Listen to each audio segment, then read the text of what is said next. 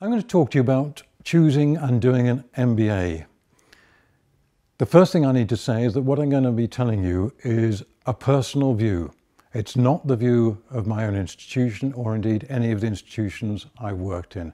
It's a personal view based on a substantial amount of experience in working on MBAs, with MBAs and running MBAs.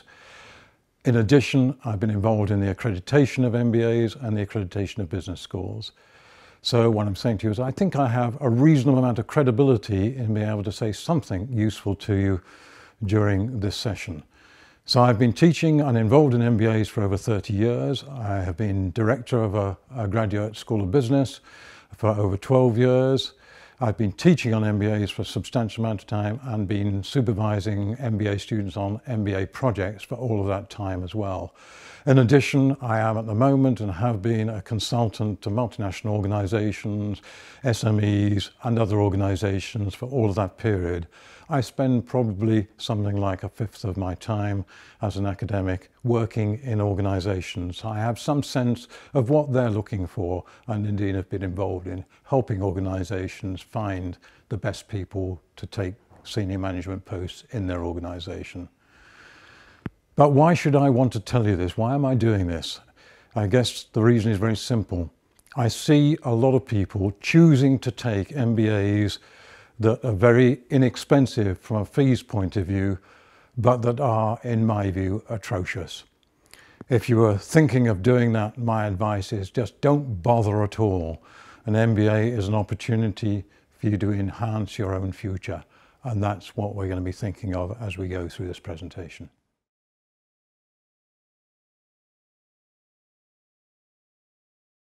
Getting a job is something that requires you to display to your future employer a number of important factors. First of all, they're interested in what experience you've got before you undertook something like an MBA. They're interested in an ability to use knowledge in practice and want some demonstration of your ability to do this. They also want to know a little bit about the nature of the MBA you did, the school that you did it in. They probably want to know a little bit about the sort of subjects you covered, and they might want to know about how you specialise, particularly through your MBA project. The most significant thing, perhaps, though, is that you're able to display to the future employer some unique background in yourself, something that makes you different from the other applicants. And so that's, again, to do with how you've used your education, how you've used your experience to build a portfolio that is of some significance to the employer that you're working towards. So what does this say about doing the MBA?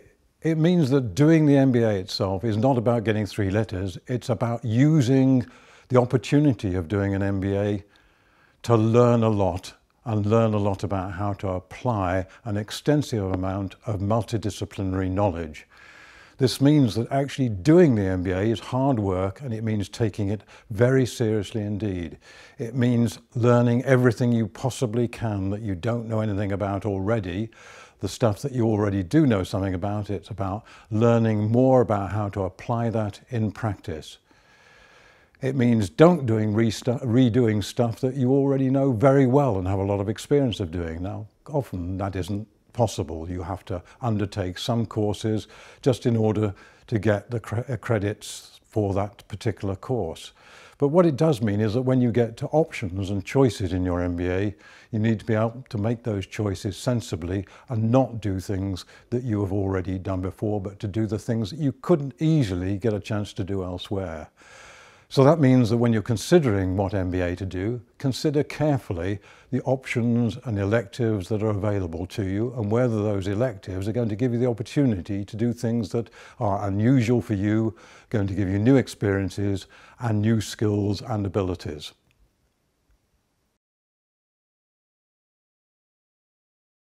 So, of course, not surprisingly, what all this means is that doing a good MBA is likely to be expensive. To a very large extent, you do get what you pay for, certainly in bands of fees. If you're doing a full-time program, then remember that it's not just the fees that are going to be the significant element of your costs. You're going to be probably leaving home, you've got to settle somewhere else. You may and given the age profile of MBA students, need to take your family with you as well. So you've got significant extra expenses, often which are well above the costs of the fees for the MBA. In addition, of course, you're not in a job for a year, so you're giving up a year of career progression and a year of earnings. Therefore, undertaking an MBA is a serious financial proposition for you.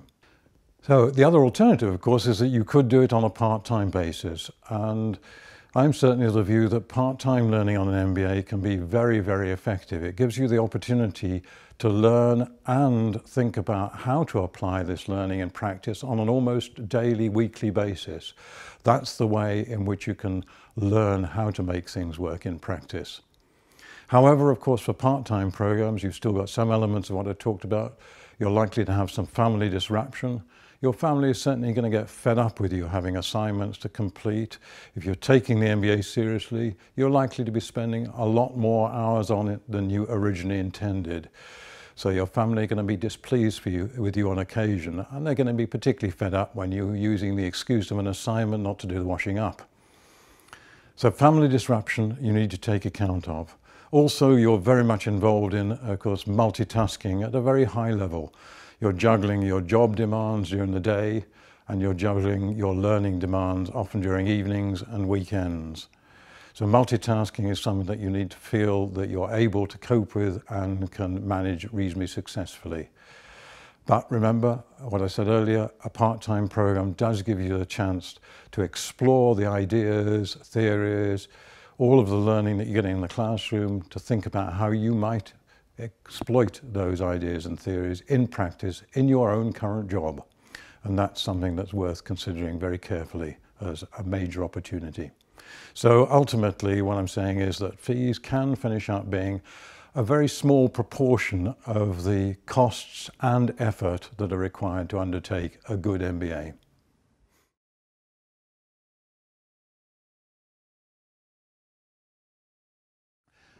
Okay, so that takes us to the question about how you choose a good MBA. And I'm going to pick on a number of factors that are worth considering.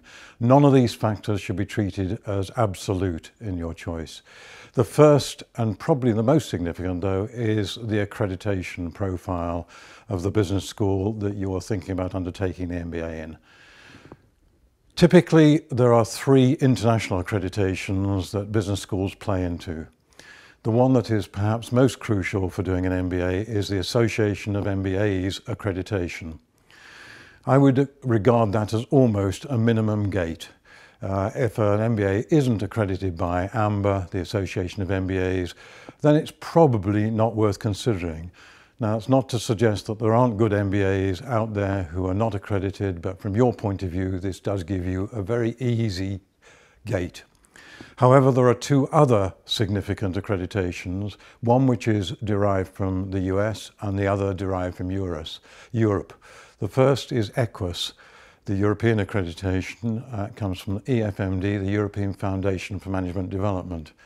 It's a very, very thoroughgoing accreditation, and most business schools regard it as a seriously tough accreditation. The other international accreditation is AACSB, that's the American accreditation system.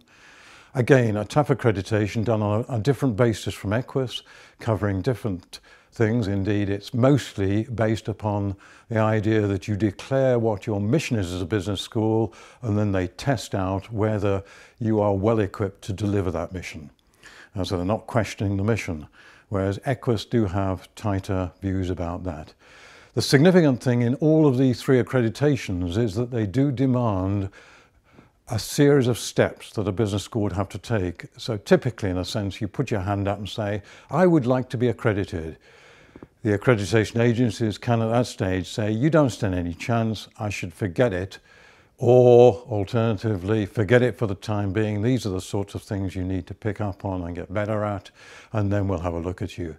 Get through that first stage, and then you're asked to put in a very big submission, a documentary submission, about what it is that you're up to.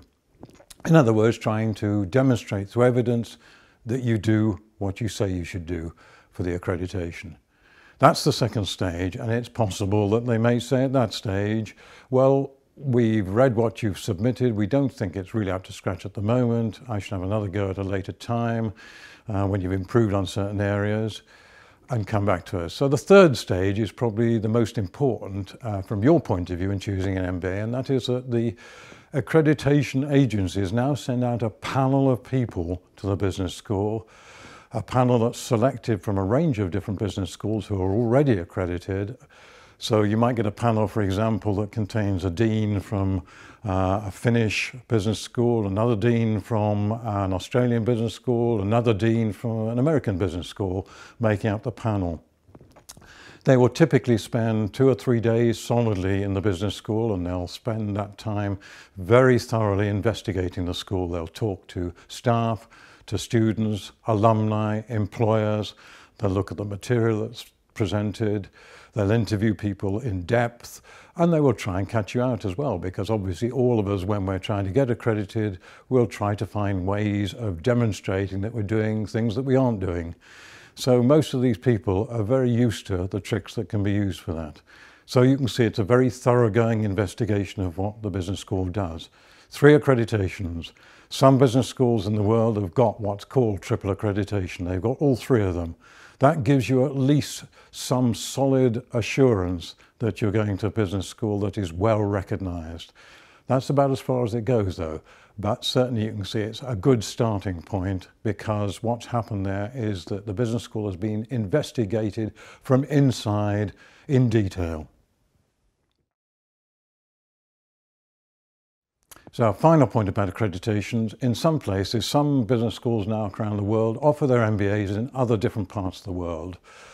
It is sometimes the case that the country in which the MBA is being offered are also trying to imply certain standards of education in their own country. So they will often have local accreditation routines.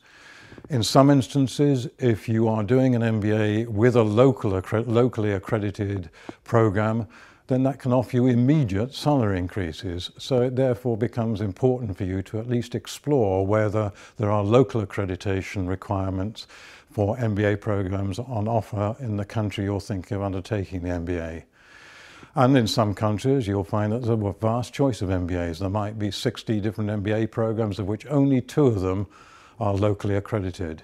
So check that out. Local accreditation can be important, and some of them are not easy to get through. Some of them use AACSB and EQUIS as their model. So they are serious accreditations, and you should take them seriously.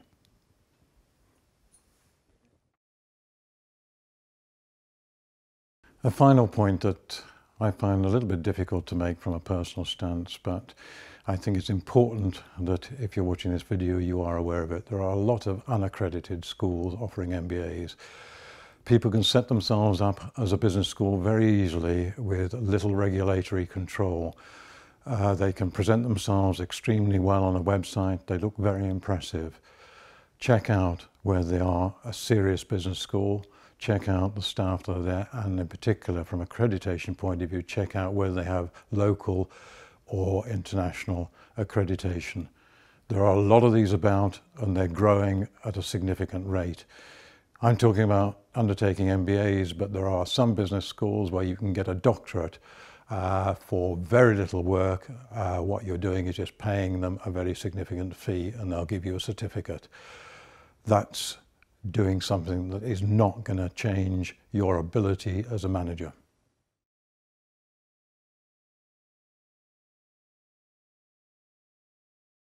I've talked about accreditation.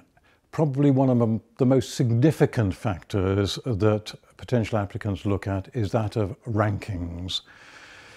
Rankings can be very, very problematic, but they are used as an easy way of you making a decision. I would say to you, take a very great deal of care in how you use rankings. Probably the most significant world rankings that appears every year in January is the ranking of full-time MBA programs by the Financial Times. The Financial Times looks at typically around about 150 business schools, then ranks the top 100. But think about what I just said. First of all, it's an assessment only of full-time programs. And the majority of people undertaking an MBA nowadays are looking at undertaking a part-time program. In that case, you then need to be looking at the Financial Times Executive MBA rankings, which is a ranking that looks at part-time programs. But the full-time rankings tend to be used more often because they get greater exposure. So beware of that. Second thing, the Financial Times rankings are the best known rankings, but they're based primarily upon salary and increases in salary. This means that those schools that focus their attention on only selecting students who are likely to be showing an ambition towards going into highly paid organizations will be chosen to undertake the MBA, because that will increase the rankings of the school. If you don't want to undertake an MBA of that nature, then think very carefully about that. Think about where the salary is, in your view, the most appropriate way of measuring the quality of an MBA. And to give you some sense of that, in the Financial Times rankings, it's about 50% of the criteria that is wrapped up in salaries. Now, they do correct that in a number of ways. So, for example, they pay no attention to public sector salaries, recognizing that those are likely to be lower. So the Financial Times rankings does have some good aspects to it, and perhaps the most significant aspect is that you know exactly how they do the measuring. If you go to the Financial Times website, you'll see what the criteria are. They're very carefully laid out. They're very explicit. You know exactly what weighting is given to each criteria. That's good, but you need to think very carefully about whether you think those criteria are the criteria that are appropriate to you. They, of course, also in the rankings can only practically take a very small sample from the class that undertook the MBA. So you're looking at a distorted sample. To give you some sense about how salaries, for example, can be distorted, last year or the year before as well, if you looked at 3 different rankings that use salaries as the basis of contributing to the ranking, then you'd see for the same school 3 different salary levels, which brings into question the statistical robustness of that as a criteria. So that's Financial Times. The other one that's very popular is the Economist rankings. A little bit more difficult to get underneath exactly how that's done, but nevertheless it is one of the primary rankings. It's more volatile probably than the Financial Times rankings, but also remember, I'm using all through this part of the presentation the word rankings. I'm not using ratings. That's also significant when we're looking at the Economist or the Financial Times. There can be a very, very tiny difference between somebody who's ranked at 50 and somebody who's ranked at 80. So those tiny bits can account for each of those different rankings. So you certainly probably don't want to be paying too much attention to whether somebody is 50 this year and they were 30 last year, or whether they're 50 this year and 80 next year, or anything like that. Typically, if they're in the top 100, then pretty much all of them are likely to be reasonably good business schools. But think carefully about the nature of those rankings and think about the volatility. I've worked in business schools for quite a lot of my life. Not all of it. I worked in industry before I went into business schools. And the one thing that is absolutely sure about a business school is that it can't change very quickly. Now, if a ranking system shows that somebody was 30 one year and 80 the next year, you can be absolutely certain that they didn't change anything that they did during that year between the 30 and the 80. So it gives you some sense about how volatile these rankings can be. Think very carefully about how you use them. Think carefully about whether accreditation might give you a better route into quality.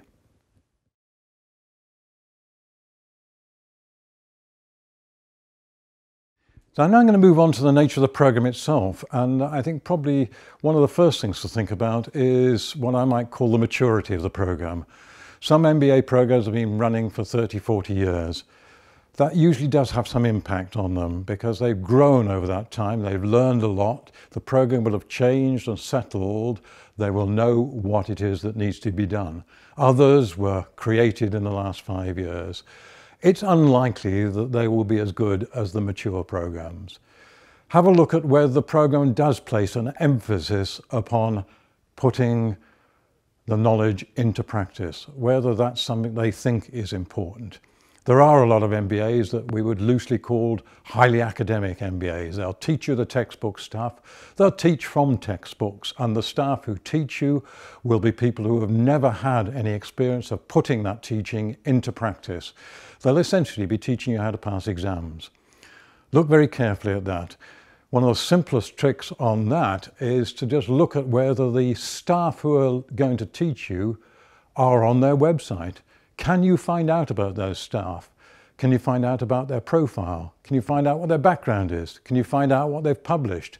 Can you read something about what they've published? Can you see whether what they write and research about is related to practice, whether it's intended to have an impact on practice, or is it very esoteric academic research?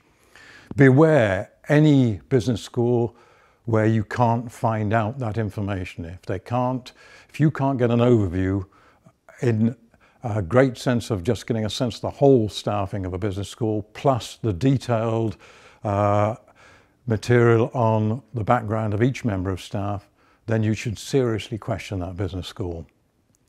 You're looking for staff then who are putting theory into practice, and also from a research perspective are putting that practice into theory.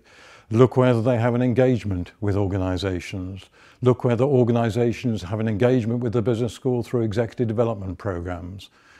Look at the research profile fairly closely. Look at what the research aims of the business school are. See whether those aims are intended to have an influence on practice. Now, a lot of business schools will make these statements. They'll say, yes, we intend to influence policy, we intend to influence practice, but look for the evidence of that. You'll see it in the type of publications that the top staff are making and the type of research they're doing.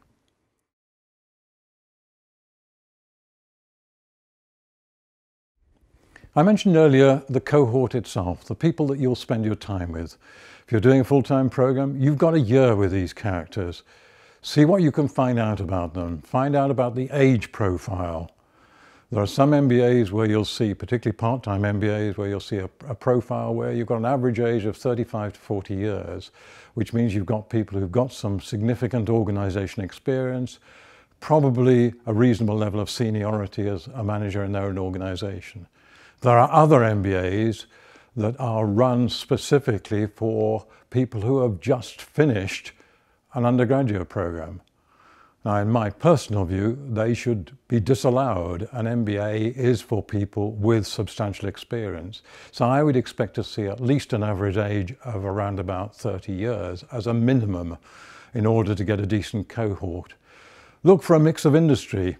What you want to do is take the opportunity to learn from people who've got experiences in very different industries from your own industry. Look for the type of organisation that they've been a part of. It's useful to have exposure to public sector workers and not-for-profit workers if you're coming from the private sector, and vice versa. They bring very different things to the table and some significant experiences, in my view and my experience. Look for the potential for cross-cultural work as well. Is there a reasonable international mix amongst the group of students? Are there opportunities on the MBA program, for example, to undertake an MBA project in perhaps a group project where you could actually undertake that project with perhaps two compatriots from different nationalities from your own, and maybe even undertaken in a different country? International exposure is something that employers are very keen on, so think about that quite carefully. So look for an international mix, look for overseas opportunities, look for the possibilities for cross-cultural projects and so on. Remember that at the end of your MBA, you will have got to know very well a group of people who will be a part of your network for probably a decade, 2 decades following the MBA program. They'll be very valuable to you, but they're only valuable if they are good and they're a good cohort. So you don't do the MBA on your own. As I said earlier, you do it with other people and they'll teach you a lot.